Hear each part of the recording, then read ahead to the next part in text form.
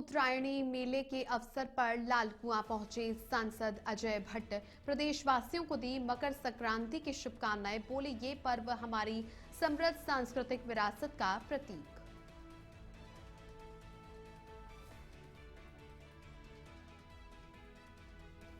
हरिद्वार में हर की पैड़ी पर अहिंदू प्रवेश निषेध पोस्टर से बढ़ा विवाद। पोस्टर के समर्थन में उतरे हिंदू संगठन। गंगा सभा बोली, घाटों की मर्यादा और धार्मिक परंपराओं की रक्षा सर्वोपरि।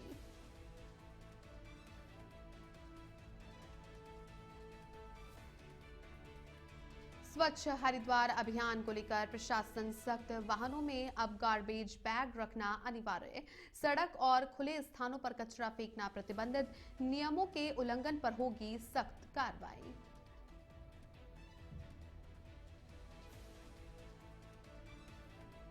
नमस्कार, वंदे भारतम इंडिया हेड देख रहे हैं आप और आपके साथ हूं मैं छवि फागना। चलिए बुलेटिन की शुरुआत करते हैं। देखिए, उत्तरायणी मेले के पावन अवसर पर नैनीताल उधम सिंह नगर सांसद अजय भट्ट नैनीताल के लालकुआं पहुंचे, जहां उन्होंने मीडिया से मुखातिब होते हुए प्रदेशवासियों को मकर संक्रांति की शुभकामनाएं दी। उन्होंने कहा कि उत्तरायणी पर्व हमारी समृद्ध सांस्कृतिक विरासत और सामाजिक एकता का प्रतीक है। सांसद अजय भट्ट ने कहा कि मकर संक्रांति केवल एक त्योहार नहीं बल्कि नई ऊर्जा, नए संकल्प और सकारात्मक परिवर्तन का संदेश है। उत्तराखंड की लोक परंपराएं हमें आपसी भाईचारे और प्रकृति से जुड़े रहने की प्रेरणा देती हैं। लालकुआं का उत्तरायणी मेला इस बात का जीवंत उदाहरण है कि हमारी लोक संस्कृति आज भी उतनी ही सशक्त और जीवित है। मेले में उमड़ी भारी भीड़ को लेकर सांसद ने प्रसन्नता व्यक्त करते हुए कहा कि इस तरह के आयोजन स्थानीय व्यापार, पर्यटन और लोक कलाकारों को प्रोत्साहन देते हैं। उन्होंने क्षेत्रवासियों को भरोसा दिलाया कि लालकुआं और आसपास के विकास के लिए केंद्र और राज्य सरकार पूरी प्रतिबद्धता से कार्य कर रही है।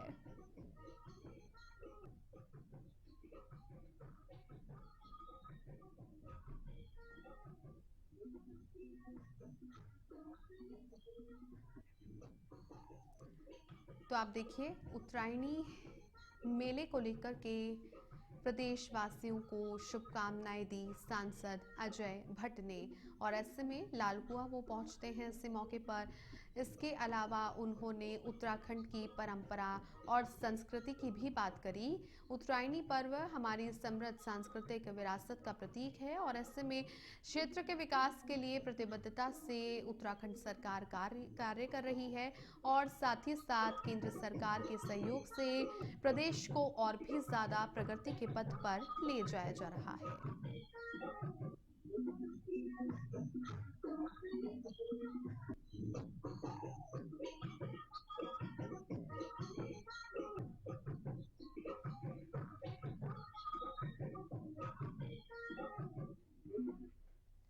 राष्ट्रीय व्यापारी कल्याण बोर्ड के चेयरमैन सुनील सिंह ही हरिद्वार दौरे पर रहे, जहां पर उन्होंने हर की पैड़ी पर मां गंगा की भव्य आरती में भाग लिया। गंगा आरती में शामिल होने के बाद सुनील सिंह ही ने पत्रकारों से बातचीत करते हुए कहा कि हरिद्वार आकर वो स्वयं को कृतार्थ महसूस कर रहे हैं।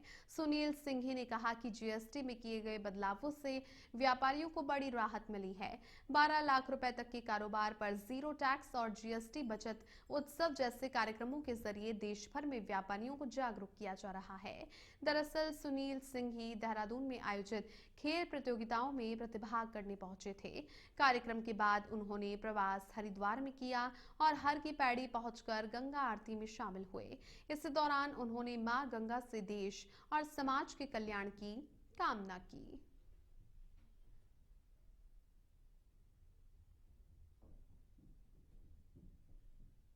हर की बॉडी पहुंचकर गंगा आरती करने का आज ये मुझे जो अवसर मिला, मैं बहुत अभिभूत हूं। मां गंगा का आरती के साथ साथ दर्शन करना ये अपने आप में बहुत बड़ी उपलब्धि है। और मैं एक कार्यक्रम के निमित्त देहरादून स्वदेशी दौड़ के निमित्त मैं देहरादून आया था। यूनेस्को विश्व धरोहर फूलों की घाटी क्षेत्र में सामने आई आग की घटना के बाद हरिद्वार सहित मैदानी क्षेत्रों में भी वन विभाग और जिला प्रशासन पूरी तरह अलर्ट हो गया है। इसको लेकर जिलाधिकारी मयूर दीक्षित की अध्यक्षता में कैंप कार्यालय में जिला वनाग्नि सुरक्षा समिति की महत्वपूर्ण बैठक आयोजित की गई। बैठक में वनाग्नि से निपटने की तैयारियां और साथ ही संवेदनशील क्षेत्रों को चिन्हीकरण और त्वरित प्रतिक्रिया व्यवस्था की समीक्षा की गई। जिलाधिकारी मयूर दीक्षित ने विशेष रूप से चंडी देवी और मनसा देवी मंदिर क्षेत्र के वन क्षेत्रों को अत्यंत संवेदनशील बताते हुए वहां पर आग की घटनाओं पर सतत निगरानी रखने के निर्देश दिए। उन्होंने प्रभागीय वनाधिकारी को निर्देशित किया कि मंदिर समितियों को फायर सेफ्टी से संबंधित प्रशिक्षण दिया जाए और उन्हें अग्निरोधक जैकेट, अग्निशमन उपकरणों और आवश्यक संसाधनों की सूची उपलब्ध कराई जाए ताकि किसी भी आपात स्थिति में त्वरित नियंत्रण सुनिश्चित किया जा सके।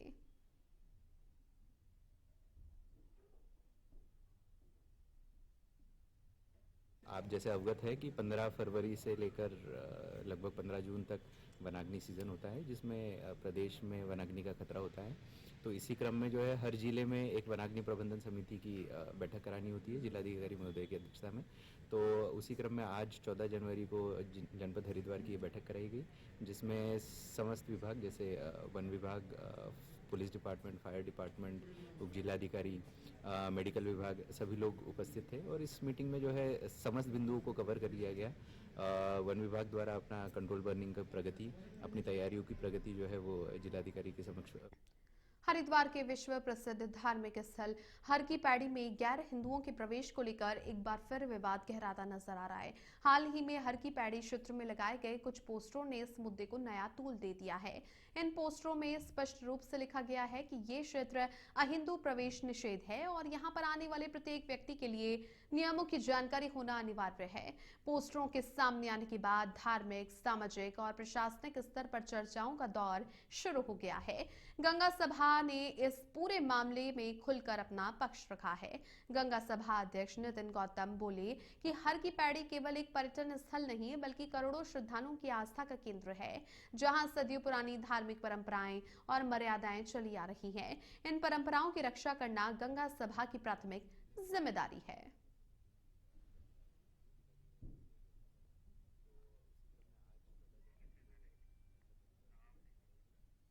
हरिद्वार में स्वच्छता के प्रति जन जागरूकता बढ़ाने और शहर को स्वच्छ बनाए रखने के उद्देश्य से जिला प्रशासन ने स्वच्छ हरिद्वार अभियान के तहत एक महत्वपूर्ण कदम उठाया है।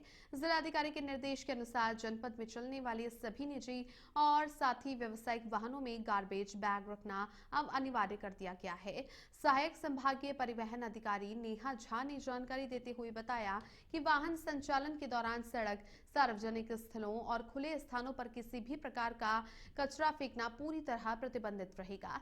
यदि कोई वाहन चालक इन निर्देशों का उल्लंघन करता हुआ पाया गया तो उसके खिलाफ कड़ी कार्रवाई की जाएगी और नियमानुसार जुर्माना भी लगाया जाएगा। उन्होंने बताया कि परिवहन विभाग और संबंधित प्रवर्तन एजेंसियों की ओर से जनपद भर में नियमित जांच एवं निगरानी की जाएगी ताकि नियमों का कड़ाई से पालन सुनिश्चित हो सके। ये निर्णय खासतौर पर बढ़ते हुए कचरे की समस्या और सार्वजनिक स्थलों की स्वच्छता को ध्यान में रखते हुए लिया गया है।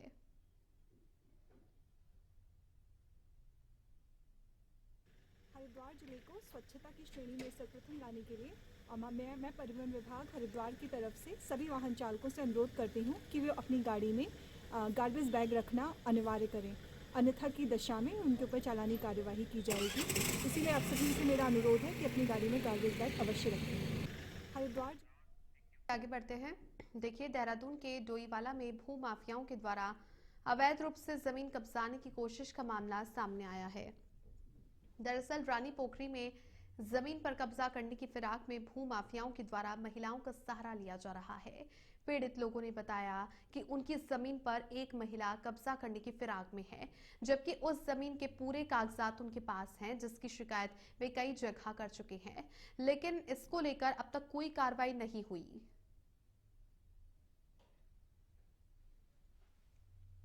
ज़मीन 2011 में हमने खरीदी थी इसमें रमेश मेहरा से, और ये जो कुलविंदर कौर है, इसका जो मामा है उसने 2005 में ज़मीन बेच दी थी, जिस पर आज ये कब्जा करना चाह रही है।